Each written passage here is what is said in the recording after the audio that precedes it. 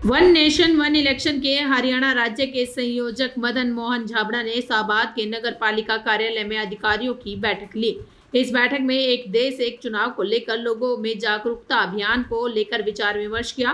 पत्रकारों से बातचीत करते हुए एक देश एक चुनाव के प्रदेश संयोजक मदन मोहन झाबड़ा ने कहा कि देश में एक ही समय में सभी इलेक्शन होने की आवश्यकता है, क्योंकि इससे न केवल देश का पैसा बचेगा बल्कि विकास कार्यों में भी तेजी से गति आएगी। उन्होंने कहा कि पिछले वर्ष हरियाणा में लोकसभा और विधानसभा चुनाव संपन्न हुए हैं। ऐसे में इन चुनाव के दौरान आदर्श आचार संहिता लगने के कारण विकास कार्य पूरी तरह से रुक गए थे। अगर देश में एक चुनाव एक इलेक्शन की प्रक्रिया लागू होगी तो निश्चित रूप से जहां देश का पैसा बचेगा वहीं देश व प्रदेश में विकास की गति और अधिक तेज होगी। एक राष्ट्र एक चुनाव यानी लोकसभा और विधानसभा के चुनाव देश भर में इकट्ठे हों, इस बात को लेके हम लोग आज एक सहमति बनाने के लिए सारे समाज के अंदर जन जागरण को लेके यहाँ पर आए। और इसके अंदर म्यूनिसिपल काउंसलर्स जो हैं और हमारे गुलशन कवात्रा जी जो यहाँ पर चेयरमैन हैं इस म्यूनिसिपल कमेटी के, तो इन्होंने बैठक करवाई थी ये, और इसमें म्यूनिसिपल काउंसलर्स यहाँ पर आए हैं। उनसे बातचीत के दौरान डिस्कशन हुआ कि इसके फ़ायदे, इसका चैलेंजेस, वो सब बात के ऊपर हमने एक डिस्कशन हुआ, जिसके अंदर ये बात निकल के आई कि इससे एनर्जी, पैसा और समय, हर चीज़ का बचत जो है एक ही बार करने में होता है। और इसमें करना क्या है कि आपको एक ही समय के अंदर लोकसभा के अंदर विधानसभा के चुनाव करने हैं तो 2 ईवीएम रखनी है। जैसे इस बार आपने चेयरमैन और काउंसलर के चुनाव कराए तो आपने एक बार के अंदर 2 वोट डाले, तो सेम काम हमें करना है। और इससे क्या होगा कि कितना बड़ा हमारी एनर्जी बचेगी, सारे हम जितने भी रिसोर्सेज हैं वो बचेंगे। अगर हमने यही काम 2 बार में करना है तो सभी रिसोर्सेज, मैंने जैसे अभी जानकारी दी कि 1-2 लोकसभा चुनाव के अंदर 2024 के 1,34,000 करोड़ रुपए खर्च हुए, सरकारी व्यय जो है। और अगर 5 साल के अंदर जो पूरी विधानसभाओं के चुनाव अलग अलग समय पे होते रहे 19 से लेकर 24 तक, उसके अंदर 4,10,000 करोड़ रुपए का खर्चा।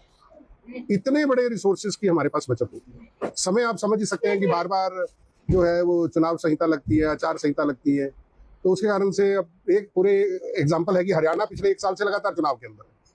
तो ये कितना वो है कि, और जो हमारे सभी के सभी लोग हैं, चाहे मुख्यमंत्री हैं, प्रधानमंत्री हैं, जितने पॉलिटिकल लोग हैं वो सब लोग इस दौरान बिजी हो जाते हैं, कोई निर्णय नहीं हो पाता, एक तरह का पॉलिटिकल पैरालिसिस हो जाता है।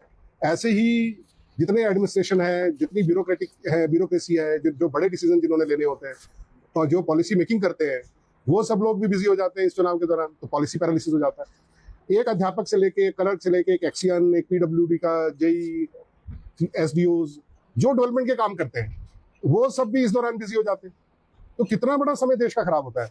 तो और बड़े बड़े निर्णय नहीं ले पाते कि अब ये चुनाव आ गया तो इसके कारण से ये निर्णय नहीं हो पा रहा। वो सरकार निर्णय लेने की तैयारी करते हैं, इतने में अगले किसी इंपॉर्टेंट चुनाव आ जाता है तो फिर दोबारा निर्णय रह जाता है। फिर जो एक डेवलपमेंट काम है, जब 5 साल के अंदर हम लोग 3 बार जब अलग अलग चुनाव होते हैं तो उसके अंदर जो डेवलपमेंट वर्क है वो हर समय ही पीछे छूटते हैं। तो इन सब चीज़ों को बचाने के लिए जो है, अच्छा इसके चैलेंज की बात करें, इसमें चैलेंज क्या है? तो ये जो चैलेंज है सारे के सारे, इसके अंदर कोई कहते हैं कि इसके अंदर छोटे दलों को नुकसान होगा, या उसके अंदर अगर बड़े दल का वोट दे रहे हैं, वोट देते हुए तो छोटे दल को वोट ना देके लोग एक ही दल को वोट देंगे, जबकि ऐसा बिल्कुल नहीं है। हमारा जो समाज है, हमारे जो वोटर्स हैं वो बड़े परिपक्व है। उड़ीसा एग्जाम्पल है। उड़ीसा के अंदर क्या एक ही समय चुनाव होता था, लोकसभा में कोई पार्टी जीतती थी, विधानसभा के अंदर दूसरी पार्टी जीतती थी। दिल्ली के अंदर क्या हुआ, 67 सीट एक पक्ष ने जीते 70 में से, और उसी 6 महीने के बाद जो चुनाव हुआ तो साथ के साथ लोकसभा दूसरे पक्ष ने जीती। तो आप जो लोग इसका विरोध करते हैं वो ये सोचते हैं कि हमारे वोटर परिपक्व नहीं है क्या? हमारा लोकतंत्र आज सबसे परिपक्व लोकतंत्र के अंदर है, और दुनिया का सबसे बड़ा लोकतंत्र है, और दुनिया का सबसे प्राचीन लोकतंत्र है। अगर हम चाणक्य को याद करें तो उसके पिता आचार्य चाणक्य ने नंद के ऊपर प्रश्न खड़ा कर दिया था। क्या कोई उस समय ये सोच सकता है कि एक राजा के ऊपर प्रश्न खड़े करेगी? ये तो लोकतंत्र तब से चल रहा है, आज से 2300 साल पहले से, और आज तक भी ये लोकतंत्र वैसे ही सशक्त है। तो छावड़ा जी, जैसा हरियाणा में पूरा आप लगातार प्रचार कर रहे हैं इस बात का, तो हरियाणा के लोग किस तरह का समर्थन दे रहे हैं? देखिए, मैं सबसे आज यहाँ भी मैं सबसे पूछ रहा हूँ कि अगर कोई लगता है कि इससे कोई किसी तरह का कोई नुकसान है इस बात को करने में, तो आप हमें बताएं। अगर हम शंका आपकी दूर नहीं कर पाएंगे तो हम इसका पूछेंगे, ऊपर से बात करेंगे कि क्या इसका हल है, सॉल्यूशन है। लेकिन कोई भी प्रश्न आज तक हमारे सामने नहीं आया। पूर्ण समर्थन देश का हर व्यक्ति इस बात को करता है कि हो सकता है कि इसके अंदर ये हो कि कहीं किसी चीज में बड़े पक्ष को फायदा हो, किसी के अंदर छोटे पक्ष को फायदा हो, नुकसान हो, लेकिन देश का अल्टीमेट फायदा है और देश का भला होना चाहिए।